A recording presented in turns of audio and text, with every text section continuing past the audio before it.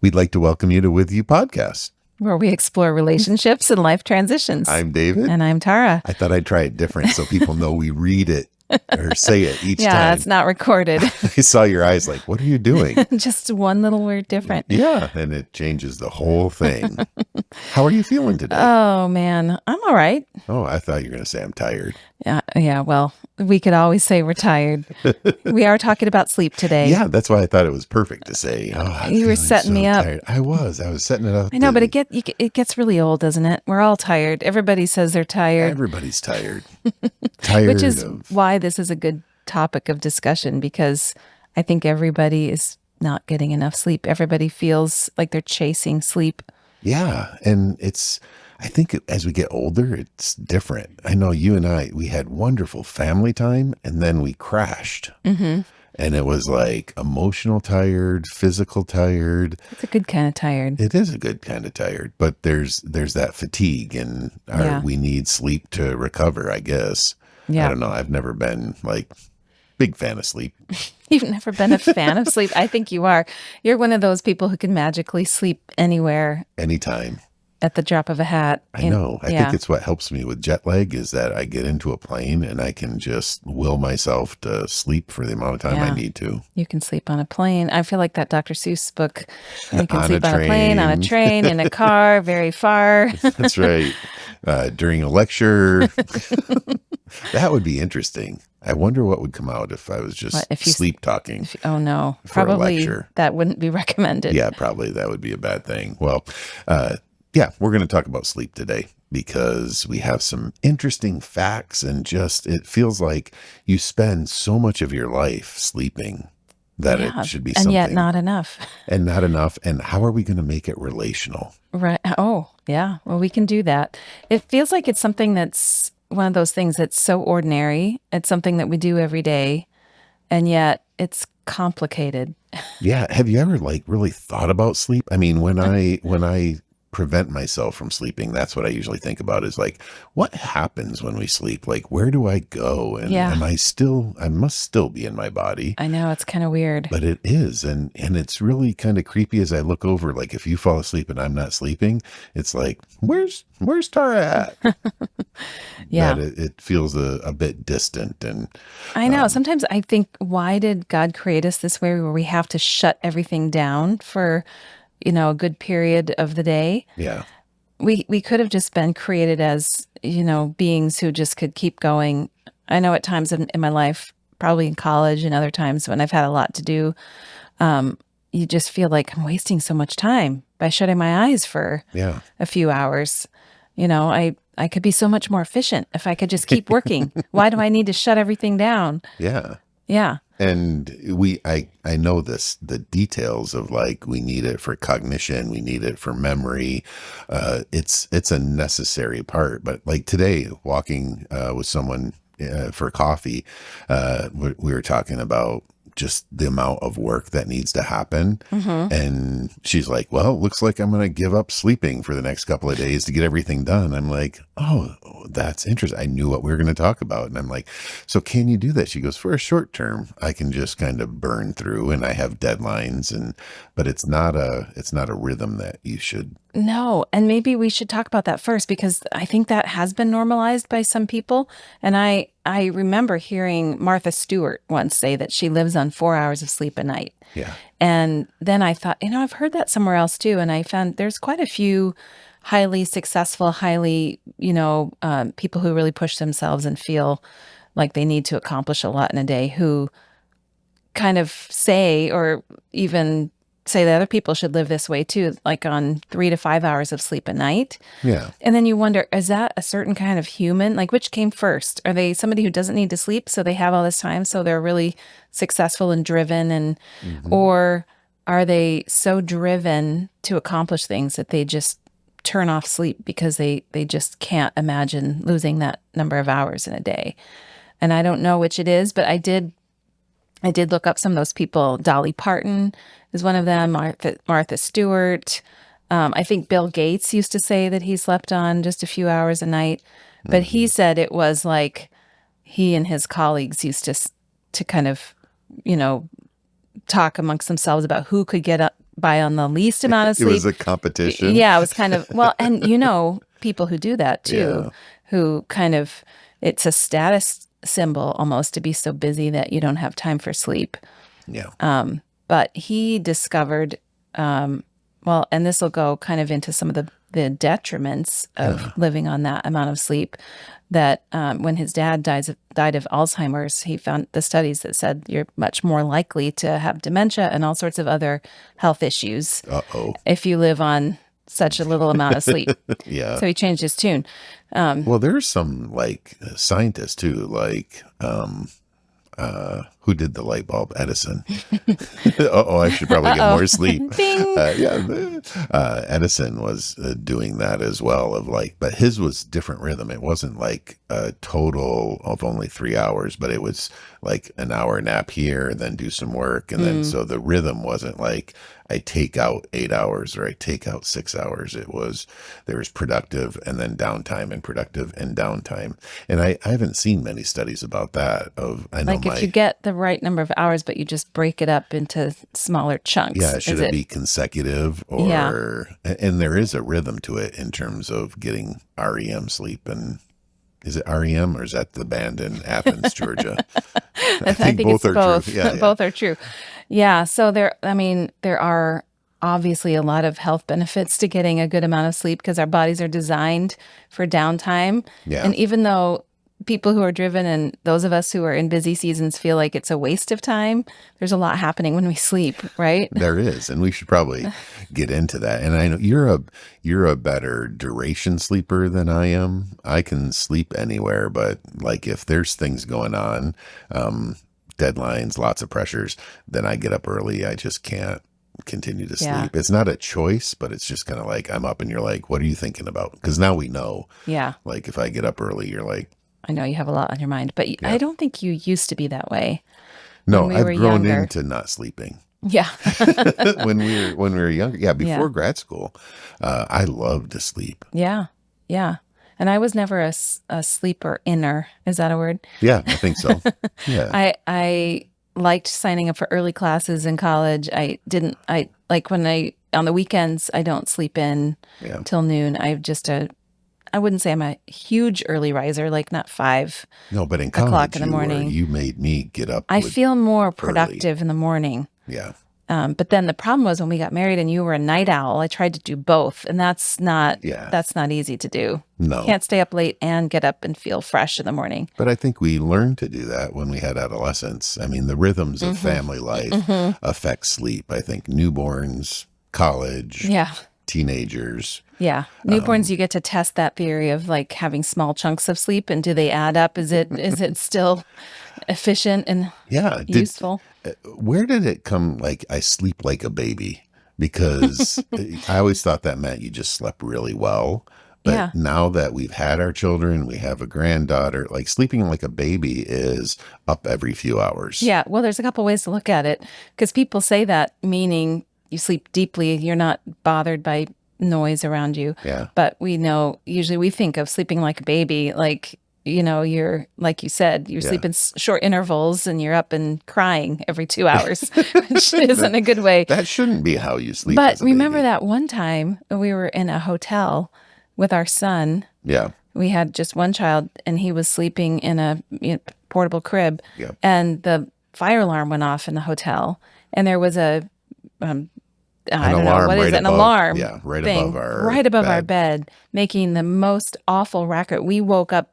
You woke up straight into standing and clawing at the walls to I thought that turn was off the a noise. pretty amazing physical feat, going from being prone to standing up and ripping the fire alarm It off was. the wall And in it the shows hotel. how loud it was, and yet our son slept through it. I know we thought he had hearing damage.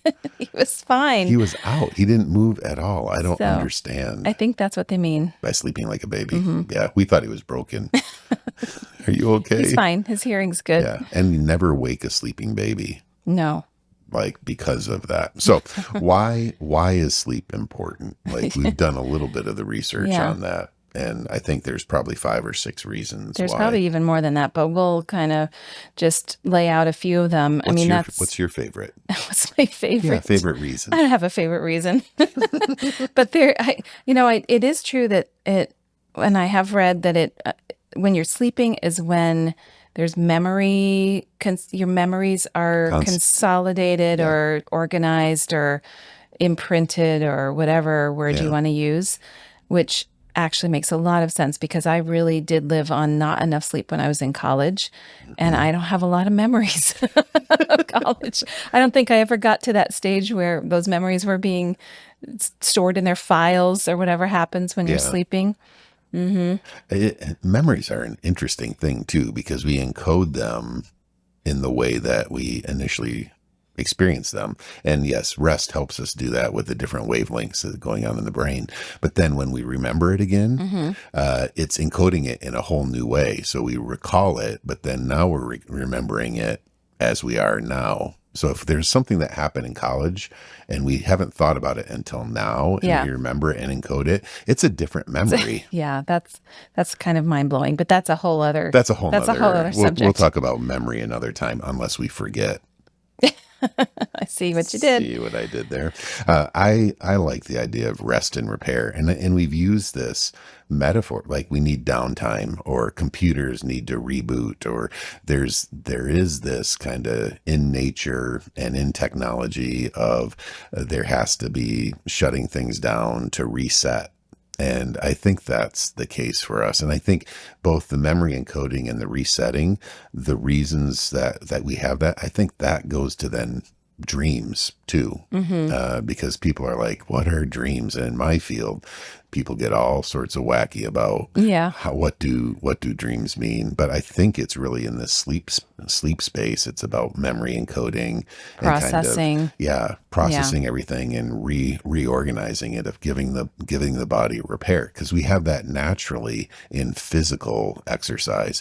If you're working out, there needs to be a recovery period Hmm. for the body to repair and to strengthen. I And I know. think about that mentally. Yeah, and that's what we as busy humans in this, this time of existence where people want efficiency, maybe it's our culture, whatever it is, where we don't put a lot of value on restoration, repair, and just Yeah. rest in general. We see most of our value in being able to keep going and keep doing and maximizing our time. So we tend to downplay the need for that, but I do like that there's repair happening Yeah. overnight And while we're that it sleeping. strengthens. I probably need more sleep, more repair of like, because I think that's why, like, when there's a lot of activity going on for me, I can't fully shut down. There's part of my brain, even in sleep, that's like holding on, trying to process things, and Yeah. there's not that recovery. Yeah. Has there been a time recently? I know the answer to this, but has there been a time recently where you wake up just as tired as you go to bed? Yeah, a lot. Yeah, and that may be a function of the time of life I'm in. But I'm thinking, yeah, So what does that mean? I brain fog, Oh, yeah. All the all of that symptoms. stuff. Yep. But I'm thinking a lot more of when I pull all-nighters supporting birth and I miss, a full night of sleep and sometimes going into another night, the way that feels, where I know I'm malfunctioning. I'm Yeah. not working well. That time comes at when I'm up and I'm working at 3 o'clock, 4 o'clock in the morning, and I've been working for 12 hours, 18 hours before that. I can feel my brain get sluggish and my words get slurred. It's weird. It's Yeah. like seeing somebody impaired. And, because your brain needs to shut down. It's a weird feeling because you can't control yourself as well. Then I worry about driving home safely. Yeah.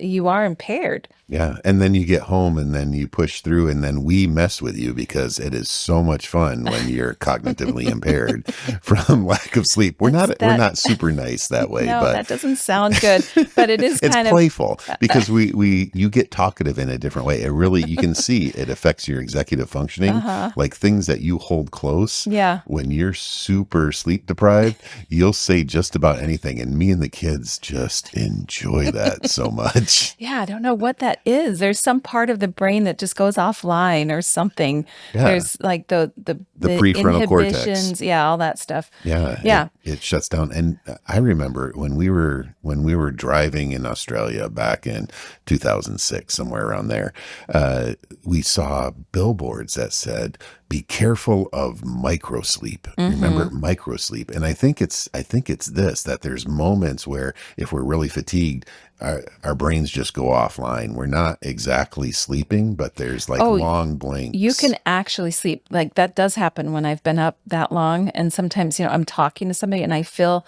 my eyes, the weight of my eyelids is so heavy, and you find yourself actually losing consciousness, like sleeping.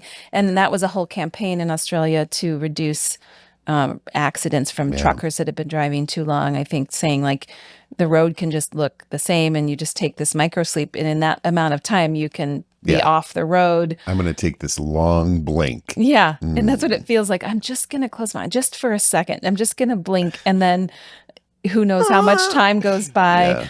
Well, and I remember that. This seems like we're confessing to really impaired driving, but when we had young kids, new kids, New kids. Yeah. yeah, new Yeah. kids, it was Ryan, and I was driving into the city for supervision. I remember getting honked at. It was like winter, and I was on Ogden Avenue, Hmm. and there was fire pits there, and I was at a stoplight, and all of a sudden I hear honking, and I'm pretty sure I slept at the stoplight.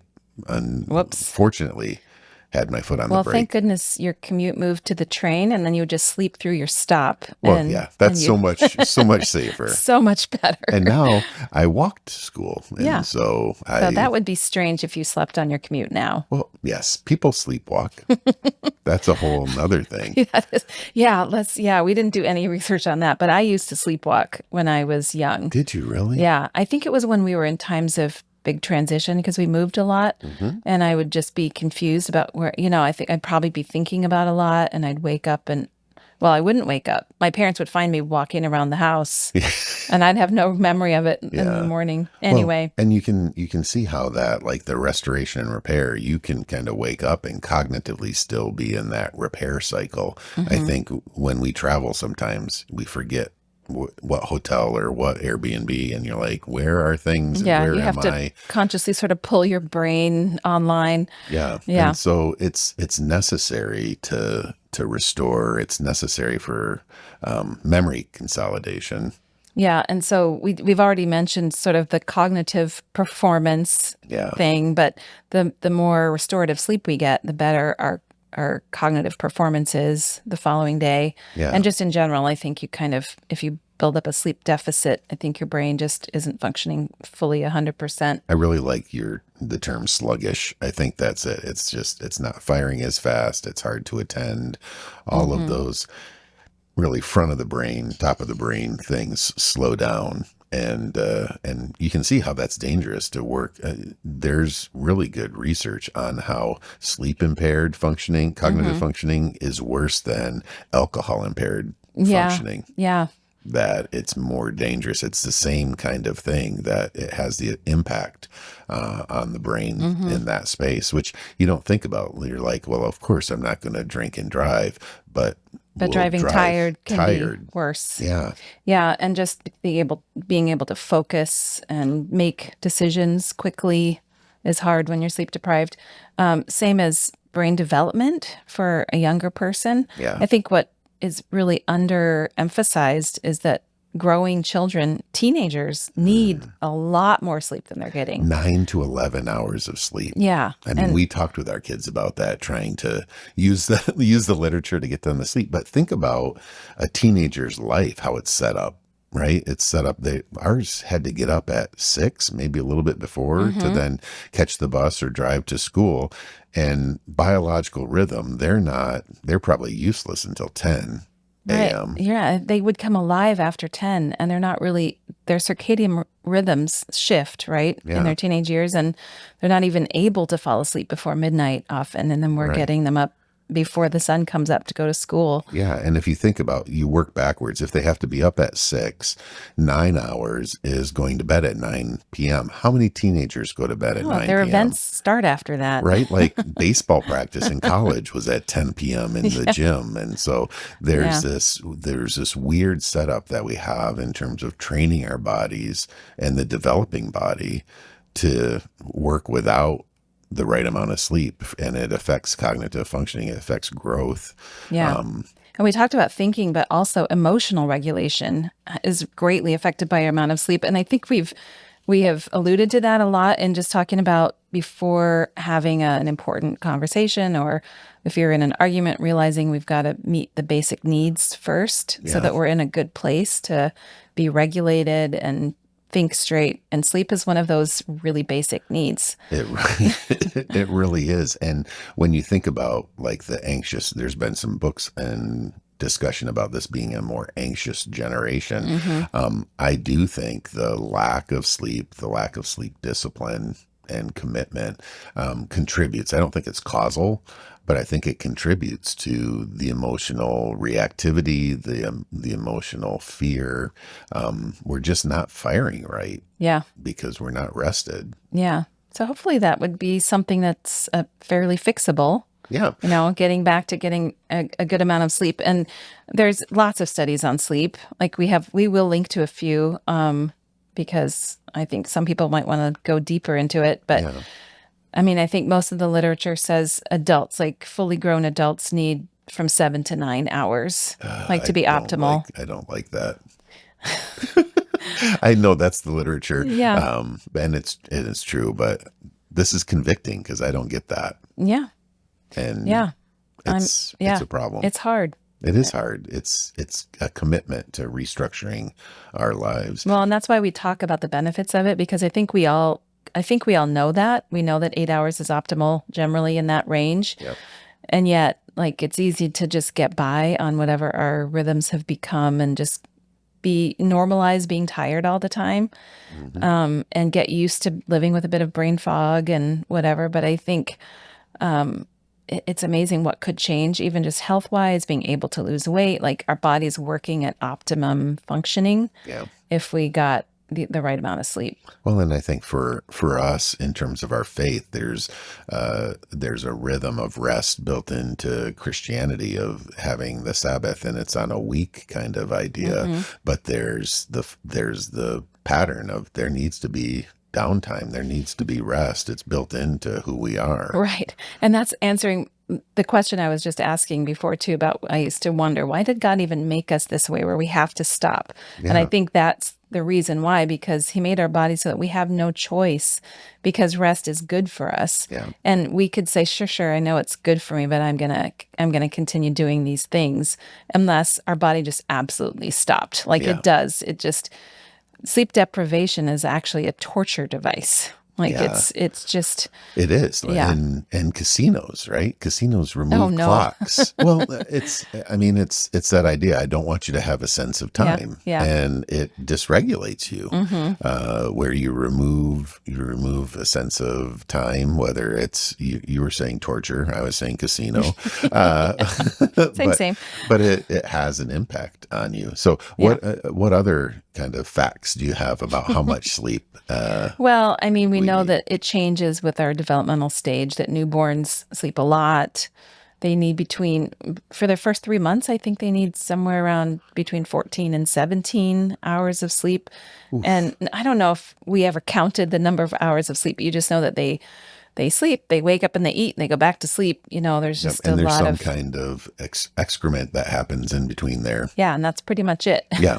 And And then as they get a little older, they can sleep 12 hours a night if you're lucky, but they do need, and they take naps. So they need a cumulative, 12 to 14 would be great for a toddler, I think. Yeah. And then it's less than that for school age children. And then for teenagers, they still really are needing 10 hours of sleep, which I just don't even know any teenager that gets anywhere Yeah. near that.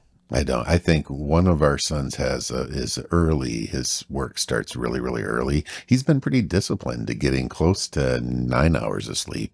He's really good at that discipline of just having his set bedtime and Yeah. doing it. And I And think part of that, I'm going to say we get credit for part of that because we were structured around we sleep with we our were. kids, and it's because we're kind of structured anyway. And I guess I want to talk about this as we talk about parenting and Yeah. sleeping and kids, is it's finding a good fit for your rhythm as well as the kids, but understanding what the sleep requirement is, then how Yeah. do you build that into your rhythms? And for us it was pretty structured. Well, I know for a lot of families, bedtime is a huge battle.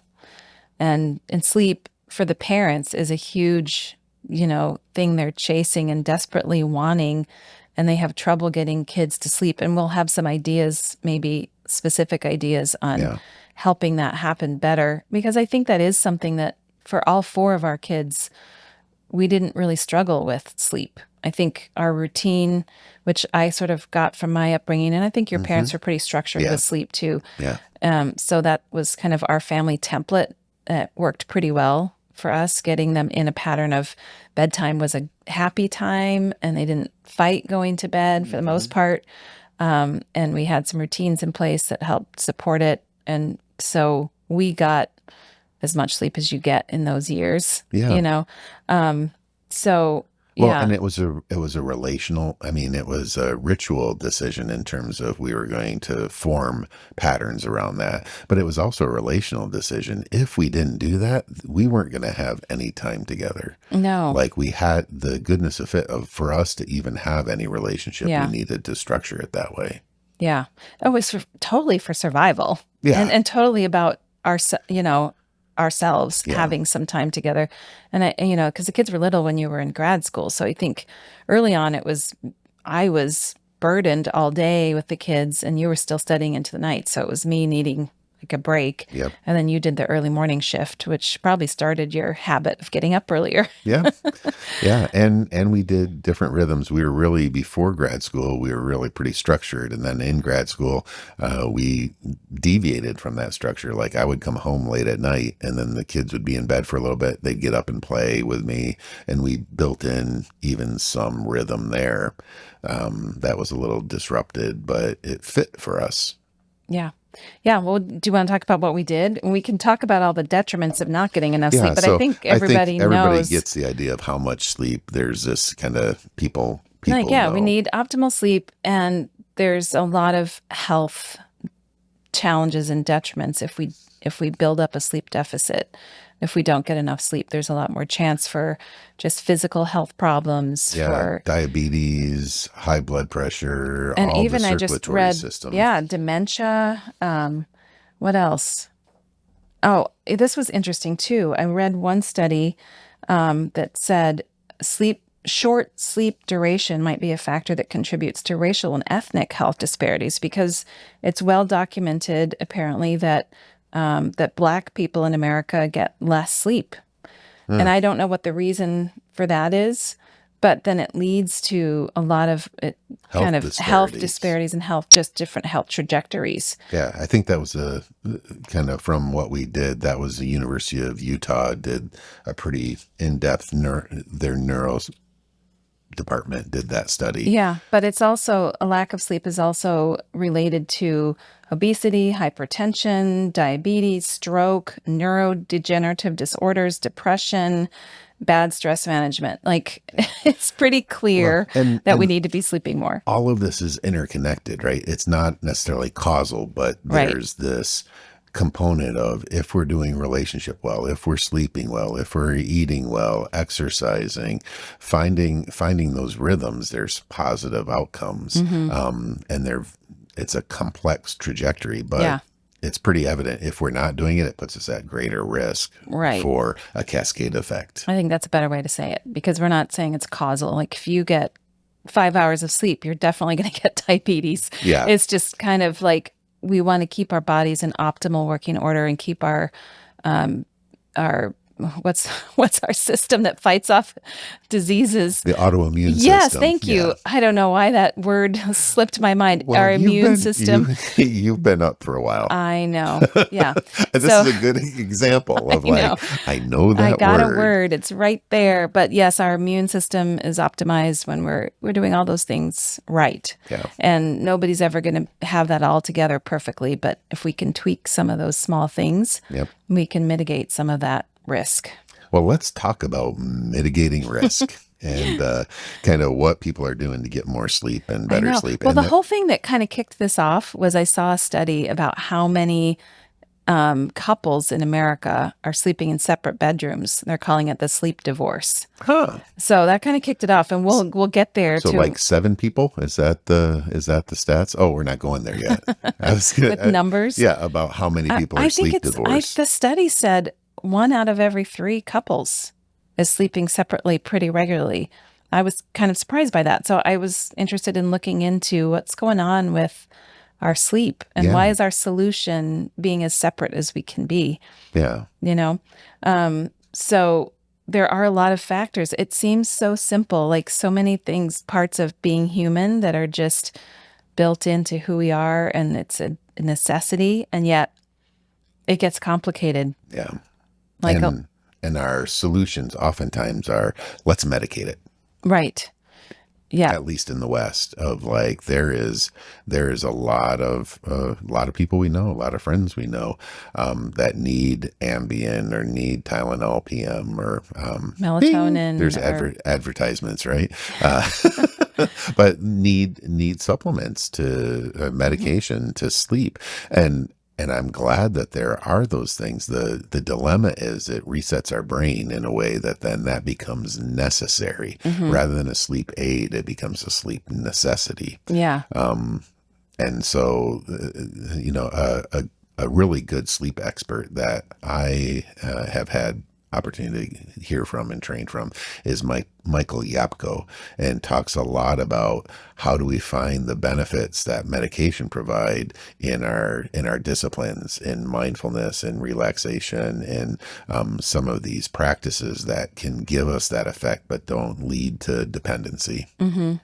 Yeah. Or foods. Because that's one big thing. If you look up how can you get better sleep, some of the things are about what to avoid before bed, things to eat, things not to eat. Yeah. And Well, let's go through because I hit all of them. So like you're supposed to decrease caffeine. Oops. I can drink a cup of coffee before bed. Decrease alcohol consumption a couple of hours before sleep. Physical activity. Nope. Sleep, sleep timing, light exposure. I think that's a lot of what the current kind of belief system is we're on our phones, we're on our iPads, we're on our Kindles, and it's queuing up. The light is queuing up. It's time to be awake, whether that's melatonin production or effects. And so those type of things. yeah. Yeah. I mean, that's common hygiene right now in terms of how to sleep. But I think people aren't doing that. And It's so hard to change your total rhythms, right? Because that's Yeah. like what you're used to. Even just, I love to have a cup of tea before bed. Yeah. But even just having liquids right before bed, you're going to be up to go to the bathroom in the night, Yeah. And alcohol, a lot of people, it makes them sleepy. So they think this will be good to make me sleepy. But then there's a rebound effect that actually kind of disturbs your sleep later in the night. And then you have to pee. right. And with caffeine, that can make your heart race. And, that doesn't help with sleep. Yeah. And Well, and just personally for me, diet of snoring is a problem and has been. I don't know if we've talked about that, but I can snore with the best of them. And yet when I reduce my intake of gluten or kind of grain from the Western hemisphere, it changes. The anti-inflammatory diet affects in a way that I sleep better. yeah.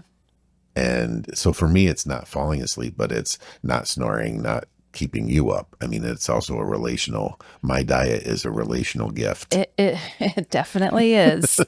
Yeah. And I mean, I think that's one of the problems for people with sleeping is either they need noise, like need white noise or a fan, or I know a lot of people that really can't sleep unless they have certain kind of ambient noise. Yeah, like an airplane engine in your bedroom. Sure. Yeah. Yeah. Or the opposite, where you're disturbed by noise, either from your surroundings or from the person next to you, which I think is what leads to people sleeping in separate rooms. Yeah, the sleep Mostly divorce. it's, Yeah. yeah, because it's like, well, you're snoring and it's bothering my sleep and I need my sleep. So our solution is to be in separate places. Yeah. So I think that's pretty common, is people disturbing each other Yeah. in sleep, and noise being a problem for getting undisturbed sleep. And if you're a parent, you're either waking up because you hear your children that wake up in the night because they're small, or you're waiting up for a teenager and hoping you hear them come home. It's Sleeping with true. one ear open, as we say, where you're Yeah. resting, but you're not fully there because you're worried about something. Yeah. And I think, that's not mentioned in a lot of the suggestions for how people can get more efficient and better sleep, is turning off your brain, Yeah. which I think is also really hard in our really busy society. Is like our brains are overactive. There's a high incidence of anxiety, people really overthinking and ruminating on things. Well, that reminds me of the study done in the Norwegian Institute of Public Health. Yeah, that was just right That there. was right there. Well, because we were also talking about this of there's the light sensitivity piece. So they wanted to find out what affects sleep, and they talked to 45,000 people. So it's a pretty robust study.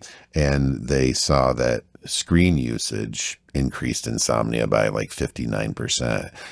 But they weren't sure the causal part of it. Was it the actual light and the melatonin kind of producing of blue light, or was it what you were just talking about of the doom scrolling and But the blue light doesn't produce melatonin, no, not right? the blue light, the other light that comes Okay. from it. But they were like, we're not sure. It's more about mental activity than it is light. It's what you're reading, probably with screen time being a part of it.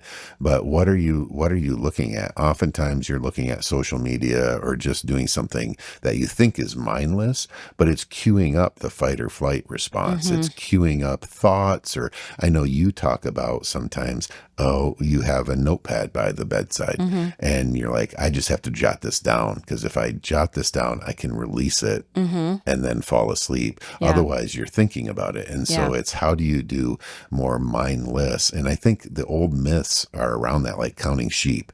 There's nothing special about counting sheep other than you're not thinking too deeply about things. And so how do you reduce the time of what are you going to read just something that's not just a comic book or something light or an actual physical book that can reduce the mental effort. Yeah. Well, and that's something we always knew to do with our kids. And we'll probably go through the list for parents out there who are wondering what might be helpful, small things they could change. But it crept into our own lives and rhythms, like that reading the news before bed, or bringing our phones into bed that never used to be there before. Like that, just it has a way of creeping in, and those boundaries changing, where we've both had to go stop. Like, so we used to always read a book in bed before we'd fall asleep, and then because phones became so prevalent, and then it would creep into. I remember one night you read me like a news headline, Yeah. and I was like, okay, it's got like I can't. That just made I could feel my heart rate go up. Like that was an awful story, news Stop. story. I cannot. I can hear that at 6 o'clock in the morning. I cannot hear that right before bed. And so it's like, finding those boundaries that you absolutely, and I've tried to do that for myself, because I found I was starting to read books or do a puzzle on my phone or something right before bed, and realizing this is not helping I feel like I'm taking longer to fall asleep when my brain is activated by that. And so it's putting the phone away, bringing out my good old fashioned paper book again. And also just, not, if your mind gets kind of churning on events of the day, I think we need to kind of remember how to do some progressive relaxation, bring back some of those tools to turn off that voice in your head. Because for me, if I wake up in the night, unexpectedly, that's when in the dark of night and everybody else is asleep, that's when your brain can really go in circles and start thinking thoughts you wouldn't have in the daytime, or everything feels harder, scarier. Yeah. And then I really have to practice a discipline of walking, kind of quieting that down. I either pray or I walk through a mental exercise in my brain. I have this kind of Yeah. I like that story. Well, I've never told you what the story is because No. I think if I bring it out in the light of day, it's not going to work. Yeah. Don't tell But me it's the similar story. to the idea of counting sheep. Only for me, it's a whole story in my head that starts, in a happy place for me on a beach somewhere, and Yeah. there's this whole day that happens, and I walk through it noticing, the sound of the waves and Yeah. noticing all the things. And I've never finished the story because it always puts me to sleep. Yeah. Because you just walk methodically through it and you notice the things. And so I always get to sleep very quickly. And by turning on those thoughts, it kind of overrides the other thoughts. And for me, it's getting into my body. So like playing sports in high school, I dealt with some anxiety. And so just getting into mental relaxation and being able to relax mentally connected to my body. So like, I just have to take like 3 breaths now. It doesn't take long for you. No, I think your head just hits go, the pillow. I'm gonna relax my muscles, and I take a couple of breaths and then I'm out. And I know that makes you angry sometimes. It doesn't make me angry. It's just that, when you want to sleep and somebody else next to you is already snoring, especially if you're snoring. Yeah, especially if I'm then snoring. it's like, oh man. But if I'm not snoring, it's also like, how do you do that? And it's just like, it's been years of just relaxing. And I think you can cue up your body, just like it gets queued up for adrenaline. So like if you're woken up in the middle of the night with something that happens, right, like startling, it takes a long time because your body's cued to respond that way. You can actually get it cued to relax. Yeah, well, it's a struggle for me because I'm on call all the time for births. Yeah. So my phone is always on. It's always by the bed. And if a text goes off, I wake up like you did for that fire alarm. I'm up like looking at that text right away. I can't ignore it. I'm already getting dressed to run to a birth possibly, so that I'm activated and ready to have a conversation with somebody. So if somebody texts me who's not somebody in labor, I instantly have to silence them. Yeah. We jokingly call that the naughty list. Yeah. And we have family and friends that are on the naughty list. Yeah. Well, because it's again, a structure that it's not common to other people. Like I don't think many people have their phones by their bed. I think a lot of people do now because we don't have they might mute them. landlines. Maybe. But, when you're a parent, I don't know how you ever turn your phone off because you always feel like if anybody needed you in the night, how would they reach you if your phone wasn't on? Well, that's true. Yeah, I don't know. I that's don't know what- if I'll ever get to mute it. I sleep right through it. That is true. We have that. Exploring, so those practices I think are interesting. I like doing things that are not medicinal as much as possible. Yeah. But there's one kind of product out there right now that scares me.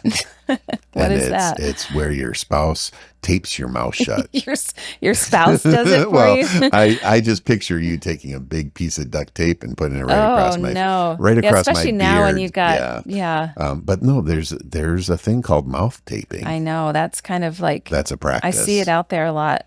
People talking about the benefits of taping your mouth shut. I could not tolerate that. No, I mean, we joke about that if we're fighting. We threaten to tape each other's mouth shut. Not really. Not really. But like, yeah, people are taping, and maybe So you're doing that. Explain that to me. So it's about not having, like, sleep apnea is through mouth breathing, and so it's trying to reduce that of forcing the air through the nose. And so, I mean, back when we were kids and high school students, there was the tape on the nose, and it's kind of the same idea. That was trying to open up the nasal space for breathing to happen. And so the idea is you get more oxygen in and you won't breathe through your mouth.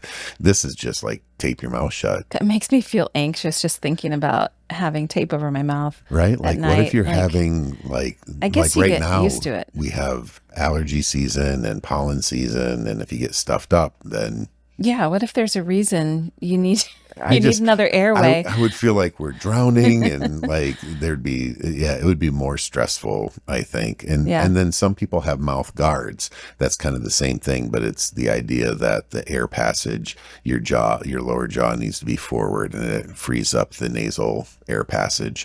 And supposedly that helps with sleep apnea And and snoring is supposed to snoring. help snoring. So there's Help stop snoring.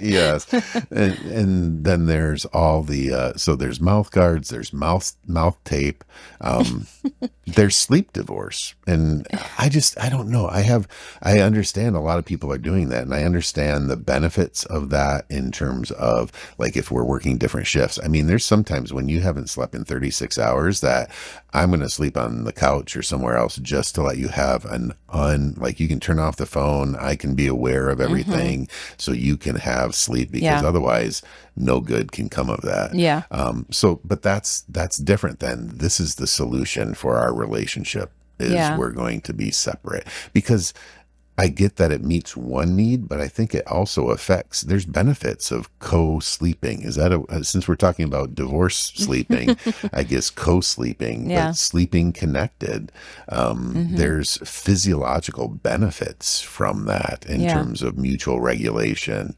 and oxytocin and attachment that helps regulation during the rest of the day. So there's this cost benefit. Again, it's a Right. goodness of fit for what the Right. situation is for you. But we want to talk about there's benefits and detriments to each of these choices Yeah. sometimes. And everybody has to weigh their own, what the downsides are and what the benefits are for each choice. Yeah. But for the sleep divorce thing, when I kind of looked into it, and I've heard this, that a lot of American homes now are being built with two primary bedrooms so that, a couple can each have their own space. I thought two sinks were crazy, two bedrooms, Yeah. but And that's an affluent opportunity though. that's partly what I was going to say about it too, is it's not possible for everybody to do that. It's kind of coming from a place of the ability to create space for everybody to have their own space. But even with homes where every child has their own space, there's benefits to giving them their own room, but there's also benefits to everybody having to live together and work Yeah. out the things that are hard.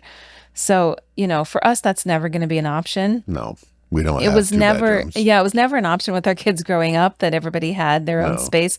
And it's not an option for us as a couple either. And I just think I get it for short terms. We've done that sometimes with one of us is really sick and coughing all night. Yep. But I think there's benefits to having to work out even the hard things Yeah, to be together. together, and you Yeah. kind of have to. Because don't think I haven't fantasized about us having our own room sometimes when snoring was really bad, but then Yeah. maybe getting to the root cause of it instead of just Well, choosing yeah. isolation as the solution. Yeah, because it seems like it's treating the symptom and not getting to the heart of it. So if Yeah. you are having sleep apnea, you are snoring, there's physiological things going on and there's going to be physiological consequences. So just sleeping separately means you're not disturbed by it, but I'm still having problems. You're still snoring away. Yeah. Yeah, and I was also afraid, like if I ever had my own room, I would get so comfortable with it. I wouldn't ever want you to be in it.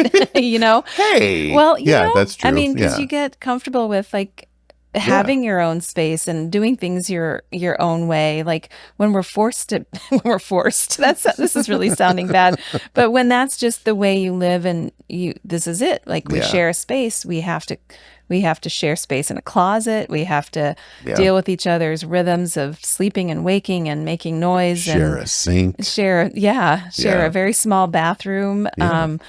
There's something about just human sort of connection and compromise that sort of just comes with the territory there. Yeah, the difficulties there are kind of metaphors or analogies for difficulties in other parts. And so how are we handling sleep? Probably how we're handling conflict, how we're handling connection. We do like though the different kind of things, like when we're traveling, sometimes we get an upgrade to a king bed. It's like, so nice. Yeah, that it feels like we're in separate bedrooms Right? because Yeah. there's so much space. And we don't fight over the covers or the unique beds where you have your own comforter. Yeah, that's more a European thing where Yeah. there's one bed but two separate comforters, which is which is doesn't. kind of brilliant, actually. Yeah, because otherwise we do have a little tug of war. They really don't. You usually want your feet way out anyway, so That's it's true. like, But it's, you can see how all of these things are behaviors, but they're behaviors connected to relational kind of dynamics. I think if I was living on my own, it would be different. I mean, the sleep, like finding ways to sleep would be the same, but figuring out how we navigate this in relationship would be very different. yeah, that is true. So maybe we'll end with kind of what our bedtime routines were with our kids Oh, because, okay. I thought you were saying our bedtime well, routine. I mean, they're similar. Yeah. We have a story time. We read each other a Yep. story. It's not a bad idea. Let me tell you about Bonhoeffer. No, that's how we got in trouble because I'm like, listen to this. And you're like, no, we can't have stimulating conversation. It needs to be, Yeah, when it's the news. I don't yeah, want to hear the news right before I go to bed. yeah. So our structure of what worked with us and with our kids. Yeah, and I think we fell into this rather naturally. I don't think we had big discussions about what we were going to do for bedtime for our kids when they were newborns or infants. I think their rhythm was what it was. I tried to have a predictable nap time. Didn't always work. Yeah. But starting to build some sort of rhythm as far as when they would, when they became of a certain age, maybe 2 or so, they fell into an after lunch nap, this 1 to 3 sort of time. And most of our kids didn't really sleep Yeah. during that nap, but this was for the good of all of us. The good of the family We was had goodness quiet of time. fit. Whether or Yeah. not they slept, that was up to them. That's right. But they would be quiet in Yeah. their room with a book or some quiet toys or something. And sometimes Contemplating. they'd sleep, sometimes they wouldn't. But it was good for the parents and the children. Yeah. So that was always enforced before they were of school age. Just that downtime Yeah. for a couple hours. It got complicated when they were sharing bedroom because Yeah, it then it was a little became harder. playtime and not downtime. Yeah. So there had to be some bit more enforcement of, Yeah, but they were pretty good at that. They liked reading. Because they were already in the habit of just Yeah. sitting in there with a stack of books or something. And then bedtime, when we would get ready for bedtime, there was kind of a predictable routine that helped them know bedtime was coming and it was a good time. I never punished them by sending them to their room because, and my mom had told me that, like, you don't want them to think that that is a place that they go when they're in trouble because Yeah. then it's not going to feel like a nice place to go at Right. nighttime. So, we would lead up to it. Pretty soon after dinner, we would always do bath, whether or not they were really dirty. It just something about being in water just Yeah. kind of calms down the nervous system, and it's a fun place to play. And it depends on the child. Some of our kids got stimulated by bath time. Yes, but that was also good for them. I felt It like let it out. Yeah, and it just would always sit by the bath. And sometimes, when I was really tired, you would just sit and there'd be water everywhere in the bathroom. But you We allowed called them that to washing free the play. bathroom. Yeah.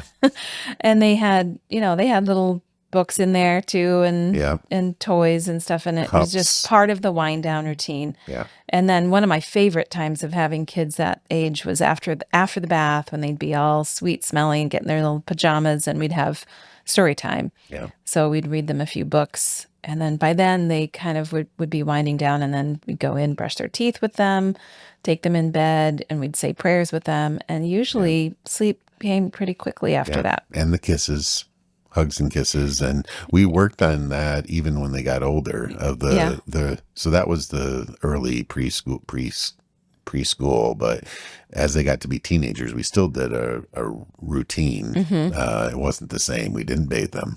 We did it for as long as we could until they would literally explicitly say, "Do we have to keep doing this?" I don't know any of my friends whose parents come in their room Tuck and kiss them in, goodnight. yeah, and pray together.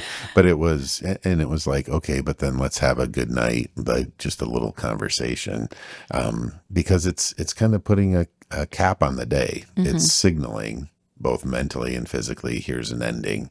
Yeah. And I was thinking we do that too. Like our actual rhythm, we come home from work. Like if it's a late birth and I can't sleep, I'll come down, join you for tea. We'll process a little bit, Mm-hmm. maybe watch some funny British television, Mm-hmm. and then we go to bed. And there's something about that. Like what's the ritual about ending, of Mm-hmm. signaling to your body, signaling to each other, here's the end. Yeah. And we've both had to tell each other, remind ourselves to not let work creep in too late Yeah, because we'll especially find post ourselves, COVID, yeah, it became a problem. because yeah, we did more work from home. And so we'd get in a rhythm of just staying on our computers and working, and we'd realize, oh, it's 10:30. We're both just sitting here silently working. On our And screens. we've got to give ourselves a shut it off time so that Yeah, we can, yeah, because we're looking at the screen, we're working kind of parallel, and yeah, we're not having that time to reconnect. So we've had to fight that ourselves and kind of give ourselves some limits of like, yeah, let's just say we don't work past whatever it is, nine yeah. o'clock or Midnight. yeah, hopefully not that late. But Yeah, yeah, for the kids too, and they like, I liked what you were saying about the just the touching base, even when they were beyond the age of wanting a hug and a kiss and a Bible story or whatever, hmm, we still would go in their room. And I found for teenagers or preteens when they're starting to just go into what I call the cave years, yeah. and they're just not talking as much. It was a good time to connect because they really come awake. Oh yeah, they're alive at night. Yeah, when parents get tired, that's when the kids' brains turn on Mhm. and they have these deep questions, and you're so tired, but that's the best time to connect, especially if the lights are off, they don't have to make eye contact with you. Yeah, Just coming in and asking them a question, or with the boys, I would sometimes just ask what music they'd been listening to and could they share a song with me. It was a really great way to connect. yeah.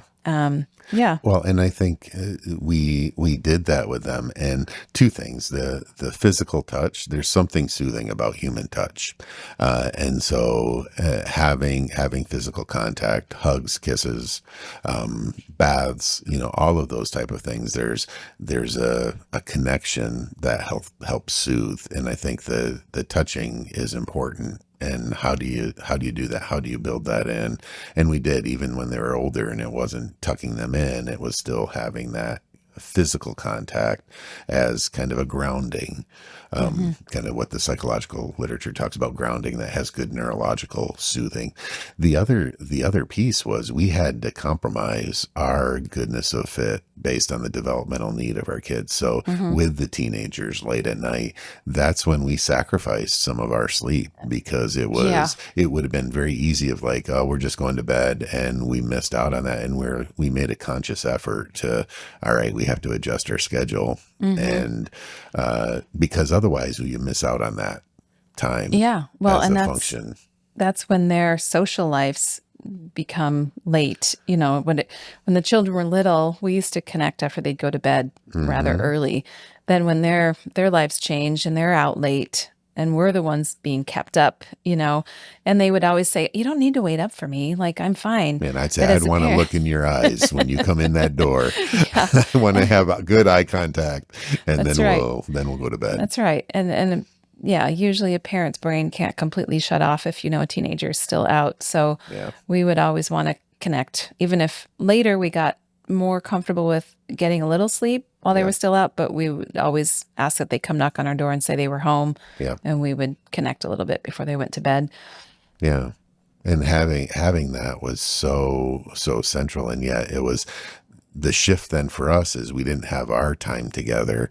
And so we shifted to morning walks and breakfast dates. Hmm. And some of our friends were like, you guys don't go out. And I'm like, well, we do, but it's breakfast or it's walking, because it fit our family Yeah. structure around sleep, around these type of connections. Yeah. And it was fun. I mean, it's fun. Now we can do it whenever, which is nice. Well, more or less. Yeah, I think another thing that I didn't bring up that some people seem surprised when I tell new parents this is when children do get you up in the night or you wake up yourself, light is going to stimulate your brain. So I think people are so tied to their phones that if they can't sleep, their natural inclination is to get on their phone and doom scroll or, look at texts, or Yeah. that's going to always activate your brain. And also just even the light, because we didn't have smartphones when our kids were babies. No. But if they woke up in the night as a baby and needed a diaper change, we did not turn on any lights. I know. I put a diaper around the child's head one time because it was dark. Yeah. No, not really. No, no. But maybe. Yeah, maybe Who would you know? could, but we did keep it dark to kind of cue. Yeah, it was a cue. Like, this isn't playtime. It kept them knowing that, like, the things that need to happen are going to happen, and then we're going back to bed. And it also just doesn't physically activate your brain and your, Yeah. Well, and I'm going to just end with this. For those of you that are listening and going to sleep to this, I'd like you to just relax, close your eyes, and start to tell yourself a story. Where's your favorite space? And I hope you have some good Z's.